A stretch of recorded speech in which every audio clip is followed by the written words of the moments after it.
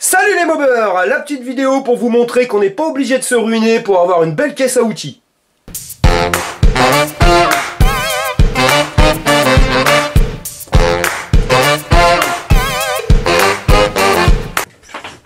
Ah bah t'es là toi mon pote, ça va gros? Je n'ai marre de ces outils de bras là. Bah t'as pas d'autres outils que tes trucs là? Attends.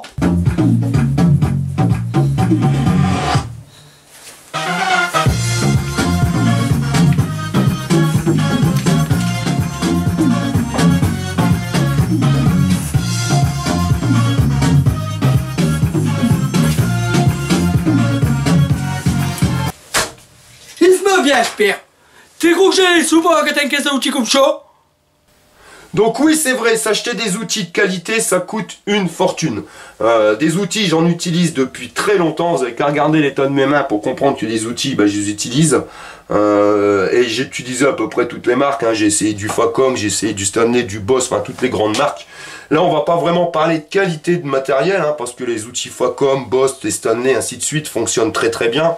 Vous avez les outils de magasin comme le Magnusson de chez Brico Dépôt ou le Dexter de chez Leroy Merlin qui fonctionnent aussi eux très très bien. Ce que je vais vous parler aujourd'hui, c'est que si jamais vous devez vous constituer une caisse à outils, on n'a pas forcément tout le temps le moyen de s'acheter du Facom, parce qu'une caisse à outils complète Facom ça va vous coûter une fortune. Vous allez la garder peut-être à vie, mais ça va vous coûter une fortune. Et garder les outils à vie, je sais plus si c'est intéressant, parce que franchement on les prête, on nous les rend pas, on les perd ou on les casse quand même. Donc il y a une gamme de chez Action qui coûte franchement pas cher, donc on va vous la présenter un petit peu à l'humoristique. Mais vous allez voir qu'on peut se faire une super caisse à outils pour moins de 30 ou 40 euros. Voilà, vous avez du super matos. C'est l'heure du Isme Chati. Isme Chati.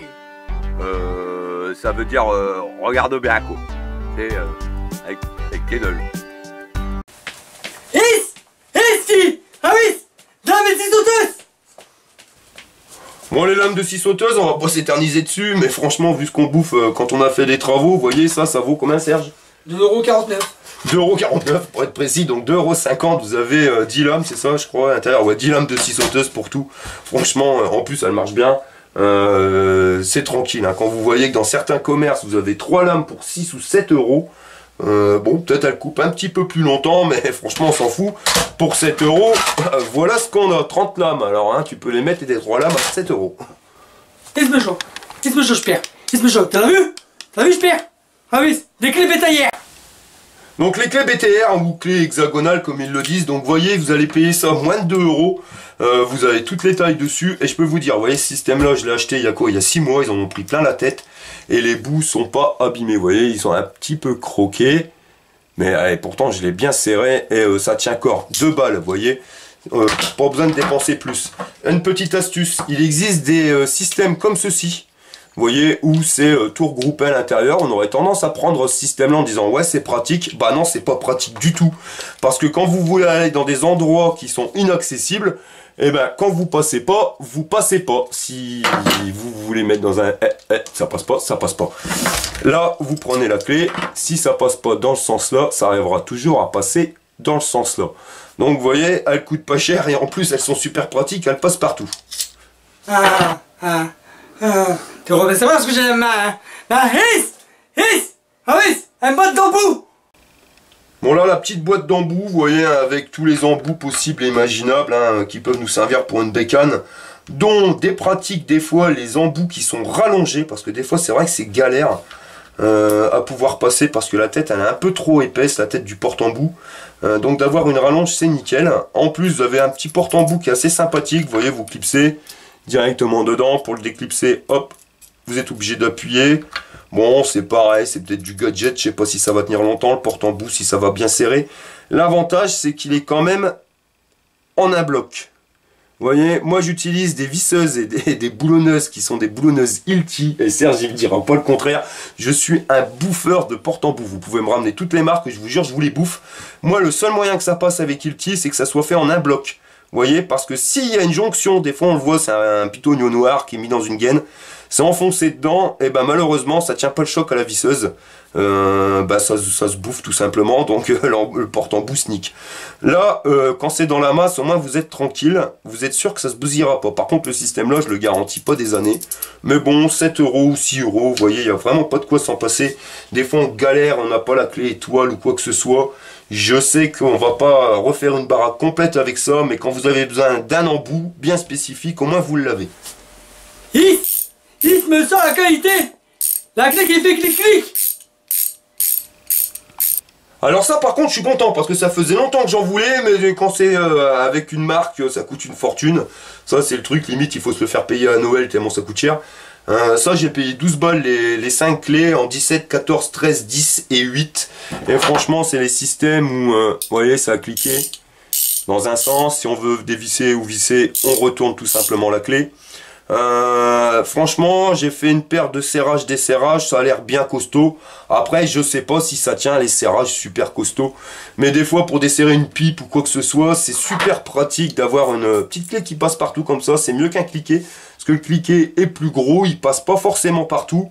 Et puis mettre la clé, l'enlever, mettre la clé, l'enlever, des fois on perd un temps de fou. Là ça nous fait gagner franchement énormément de temps sur certains travaux pour moins de 12 €.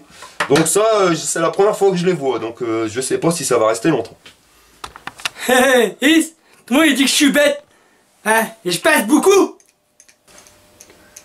La passe multiprise, là j'ai mis peut-être une réserve, parce que c'est vrai qu'elle est moins chère que la Magnusson, on l'a payé 4 balles. La Magnusson, je sais pas combien que ça vaut, enfin, mais elle est plus chère de toute façon, les outils chez Brico Dépôt sont toujours plus chers que chez Action. Et par contre, en niveau fiabilité, j'ai quand même l'impression que la Magnusson tiendra plus le choc. Au niveau du poids, elle est plus lourde. Puis je sais pas, là à l'intérieur, bon il est creusé, là c'est pareil sur la Magnusson, mais j'ai quand même l'impression que le métal est plus costaud. Enfin je sais pas, c'est là j'ai mis des réserves, mais bon pour 4 € la pince, quand on doit pas pincer trop fort, ça doit aller, mais par contre, à mon avis, le serrage de bourrin, elle doit pas supporter. Voilà la petite pince plate avec le petit truc là pour pouvoir couper les câbles ou le petit fil. Franchement, j'ai payé ça à moins de 3 €, je crois même 2 €. Bon, elle marche bien, nickel, 2 balles. Et franchement, là par contre, par rapport à la pince multiprise, on peut serrer, elle casse, on sent qu'elle a un grip.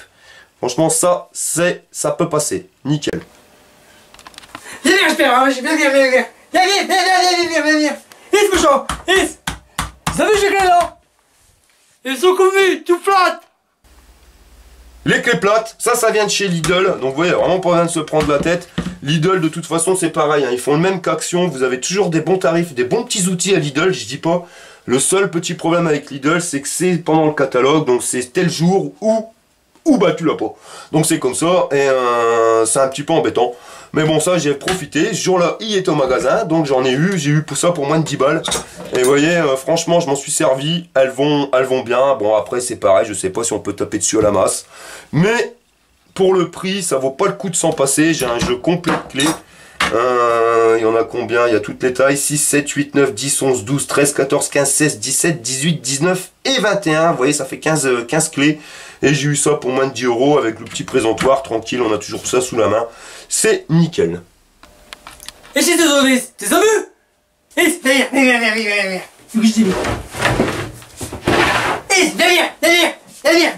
Viens.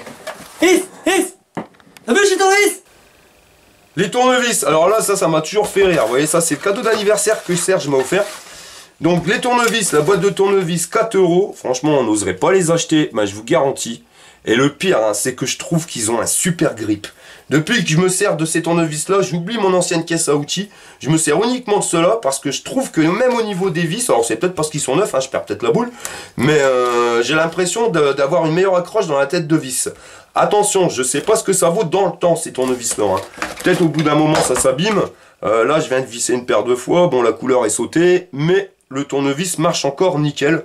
Et puis après c'est pareil, hein, quand vous voyez le prix, 4 ou 5 € la boîte de tournevis, vous les avez en mécanicien, là vous les avez en mode électrique. Franchement, pour moins de 10 balles, vous avez toute une gamme complète de tournevis.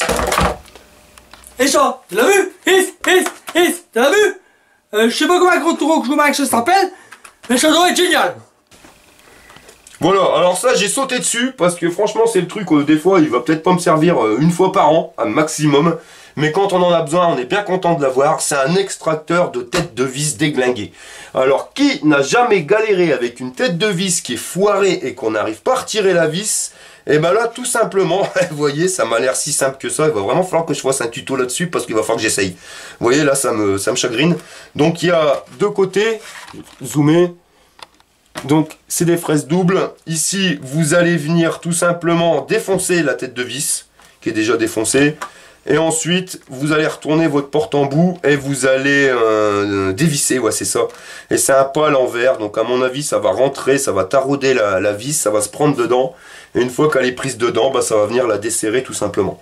Donc sur papier ça a l'air formidable, est-ce que ça marche bien? Ça je vais essayer, il faut que j'essaye, ça me chagrine. Parce que j'ai perdu trop de temps des fois sur des vis ou des têtes de vis qui étaient foirées, je suis sûr que c'est pareil.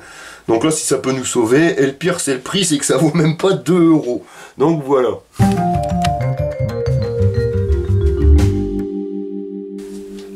Voilà les mobbers, donc comme vous le voyez, il n'y a vraiment pas besoin de se ruiner pour s'acheter une bonne petite caisse à outils. Je dis pas, attention, on n'est pas là pour dire que la qualité est meilleure que les grandes marques, loin de là. Les marques comme Facom ont fait leur vie, hein. On sait ce que ça vaut. Ça, du workman, comme on dit, je sais pas ce que ça va valoir dans le temps, dans 10 ans, ce que vaut mes tournevis. Mais sérieusement, 5 balles la caisse de tournevis. Est-ce que je dois regarder la rentabilité sur 10 ans? Le truc, il casse, je vais en racheter un. Ils vendent des tournevis à l'unité à 60 centimes. Qu'est-ce que c'est que 60 centimes pour acheter un tournevis? Donc c'est vraiment pas cher. Cette marque-là, moi je vais pas vous mentir, je la connaissais pas avant. C'est Serge qui me l'a présenté. Ah ouais, c'est toi, Sergio. Ouais, c'est moi. Parce que je connaissais la foire à 10 francs, hein. Les anciens connaissent les foires qu'il y avait dans les magasins, les foires à 10 balles où on avait des beaux porte-embout, ainsi de suite. Où le truc, tu le mettais, tu dévissais une vis, ça te pétait à la tronche, quoi, c'était de la pure daube. Là, on est quand même passé sur une qualité, franchement, ça vaut le Magnusson. Donc, la qualité Magnusson à un prix action, c'est formidable. Les bombes de peinture, j'avais peur au début, maintenant j'utilise plus que ça, parce que c'est vrai, à 2 € la bombe de peinture, on va pas payer plus cher. Et au niveau des outils, c'est exactement la même chose. Là pour le studio d'enregistrement, je me suis équipé complètement et j'ai tout acheté à Action, parce que voilà, ça vaut pas le coup de s'embêter et de dépenser une fortune dans tous ces outils là. Donc voilà les gars, si vous voulez vous constituer une caisse à outils, parce que c'est vrai qu'au début on doit se constituer une petite caisse à outils pour bricoler sa bécane. Je sais ce que c'est galère, et il nous faut quoi, un minimum un jeu de clés BTR, il nous faut des clés plates, des tournevis. Donc vous voyez, un minimum 20-30 balles, vous équipez déjà au minimum et vous savez que vous pouvez bien bricoler votre bécane. Après il y aura toujours l'achat d'outils spécifiques, surtout si vous partez sur motobécane, mais en restant chez Peugeot dans la logique, à part après un arrache volant, un bloc piston, tout des petites bricoles, ça vous pouvez gérer votre bécane, la régler comme il faut. Voilà les mobbers. Tu es passionné de deux roues? Tu veux participer à un rassemblement ou tout simplement partager un bon plan? Rejoins-nous sur Facebook, le Mobber. Allez, salut les mobbers, et n'oubliez pas, fire!